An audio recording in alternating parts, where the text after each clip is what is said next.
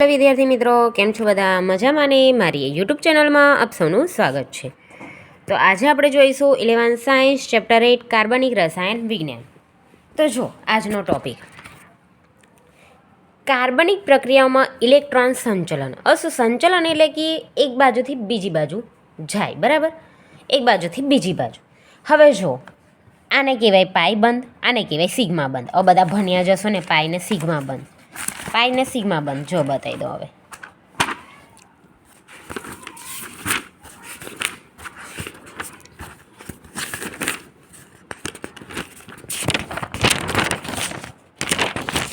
જોઈએ. હવે બે બંધ હોય ને તે એક પાઈ કહેવાય, એક સિગ્મા કહેવાય, બરાબર? હવે જો પહેલું ડબલ બોન્ડ છે, વાય છે આવી રીતના, નેગાડી આવી રીતના, બરાબર?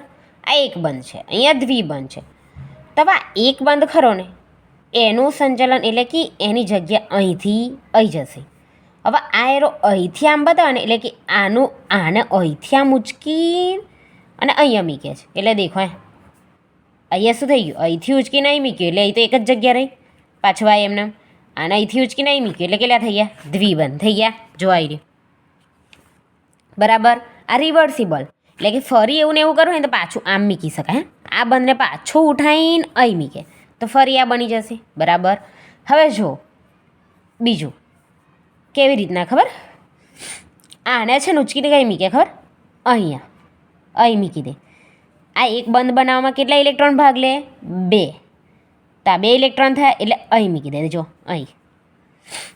અહીં મૂકે એટલે આવી રીતના થઈ જશે. આમ થઈ ગયું. આવું પાઈ બંધથી તેના સંલગ્ન બંધ એટલે કે આ બંધ બન્યો. પાઈનું હલનચલન આ બીજા બંધ પર થયું. આ પાઈનું હલનચલન આ શું કહેવાય? પરમાણુ પર થયું, બરાબર? હવે બીજું જો આવી રીતના છે, બરાબર? આ હતું એમ, આને લીધું શું કરશે ખબર? હવે આ 2 પરમાણુ ખરા ને એનું અહીંયા કરી દઈશે, અહીં મૂકશે. હવે 2 બંધ અહીં આવી ગયા એટલે બંધ બનાવે આવી રીતના આવી ગયો.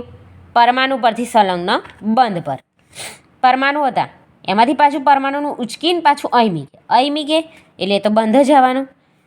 અહીં મૂક્યો એટલે બંધ આવ્યો. થઈ ગયા 2 બંધ. તો શું કહેવાય એને? પરમાણુ. આ પરમાણુ ખરું, પરમાણુ પરથી સંલગ્ન બંધ પર એટલે એનો બંધ બનાવ્યો, બરાબર? પછી બીજું દેખો અહીંયા HO ઓમાં કેટલી સંયોજકતા જો 6, બરાબર? અહીં CH3Br છે 1 2 3 4 5 6, બરાબર? હવે શું કરશે ખબર? અહીંયાથી બંધ તૂટશે. બંધ તૂટે ને એટલે શું કરે ખબર? આ Br ખરો ને આના બધા ઇલેક્ટ્રોન લઈ લે એટલે શું થયું? દેખો શું બનશે? જો આ એટલો પડી ગયો એટલે શું કરશે ખબર? અહીંયા જોડી જશે CH3OH પ્લસ Br એના બધા ઇલેક્ટ્રોન લઈ લીધા. શું ચાર્જ આવે? માઇનસ આવી ગયો. આ 6 ઇલેક્ટ્રોન તો હતા અને બીજા 2 આ હતા ને એ બધા આવું લઈ લે એટલે આવી ગયા 2. હવે દેખો CH3Cl આ સમવિભાજન શું કરે ખબર? 1 ઇલેક્ટ્રોન આનો હતો ને 1 ઇલેક્ટ્રોન આનો, બેવને આપી દે. જો આવી ગયો 1 ઇલેક્ટ્રોન અહીં, 1 ઇલેક્ટ્રોન અહીં, થઈ ગયું. આ સમવિભાજન. આ કયું હતું? વિષમ વિભાજન, બરાબર?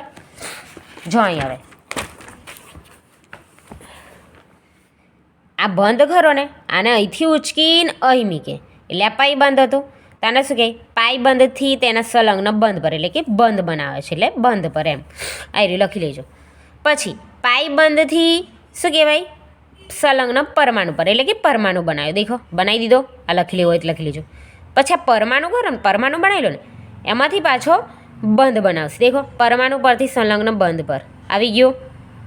અને આ જો એનું ઉદાહરણ આ ઓક્સિજન CH3 આની પાસે જતો રહ્યો. કાં તો OH અહીં આવી જશે અને Br છૂટો પડી જશે. Br આના બધા ઇલેક્ટ્રોન લઈ લે. દેખો આવી ગયા અહીં 2 માઇનસ ચાર્જ આવી ગયો અને CH3 કેવો થઈ જશે? પ્લસ. એ OH જોડે જોડાશે માઇનસ. આ કયું હતું? વિષમ વિભાજન. આ છે સમવિભાજન જેમાં 2 પોતપોતાના ઇલેક્ટ્રોન લેશે. જો એક આન પાસે એક આન પાસે તો CH3Cl મુક્ત મૂલક આવી ગયો. જોઈ લો. ઓકે વિદ્યાર્થી મિત્રો, જો મારો વિડીયો ગમે હોય તો લાઈક શેર અને સબસ્ક્રાઈબ કરજો. મળીએ નેક્સ્ટ વિડીયોમાં. Bye bye.